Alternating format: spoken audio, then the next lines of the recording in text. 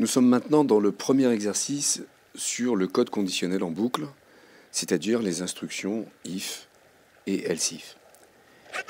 Alors ici, Playgrounds nous donne déjà le début de la solution, c'est-à-dire on a for i égale 1 jusqu'à un certain nombre et on nous donne la première instruction move forward. Ici, la situation change à chaque fois qu'on recommence l'exercice. Si vous observez de plus près, on voit que ça commence par deux interrupteurs à actionner, un gem, un interrupteur. Si je reviens en arrière et que je retourne sur l'exercice, on voit que là, on n'a plus la même situation. Cette fois-ci, on a un interrupteur déjà ouvert, un interrupteur fermé, un autre interrupteur ouvert, etc. Donc, on n'a pas la capacité à programmer à l'avance en disant « j'avance, j'actionne l'interrupteur, je collecte un gem ». On ne peut pas, on est obligé de tester une case. Alors d'abord, la première question à se poser, c'est ici quel nombre? On va devoir répéter donc l'action d'avancer et puis de tester la case combien de fois? Alors ici, 1, 2, 3, 4, 5, 6, 7, 8, 9, 10, 11, 12. Donc on va aller jusqu'à 12. Alors il y a plusieurs façons de le faire. Moi je vais commencer par vous montrer une manière qui fonctionne et que les élèves instinctivement utilisent toujours. Alors pourquoi pas? Donc cette façon de faire, c'est de dire if is on gem. Donc on teste la case, on demande est-ce qu'il y a un gem? Si oui, collect gem.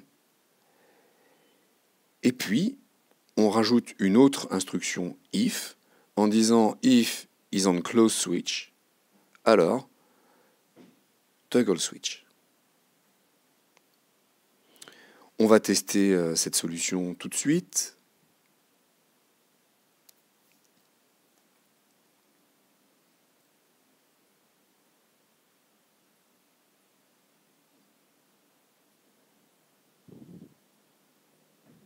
Voilà, donc on voit que le personnage, à chaque fois, décide de ramasser un gem ou d'actionner un interrupteur si toutefois l'action se justifie.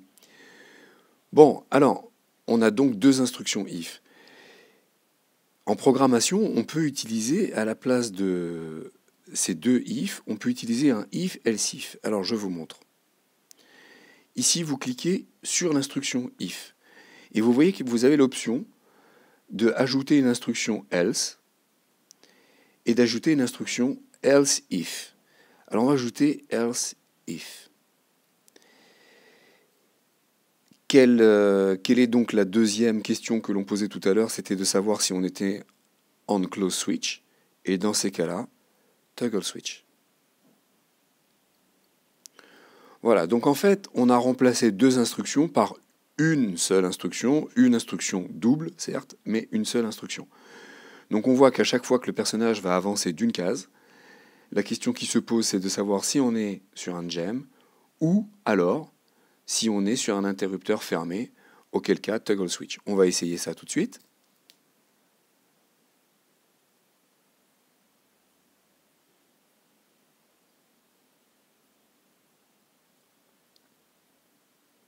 Voilà, ça fonctionne aussi, très bien. Donc les deux solutions sont valables, sauf que if, else, if nous permettra, dans des cas plus complexes, de programmer d'une manière plus juste.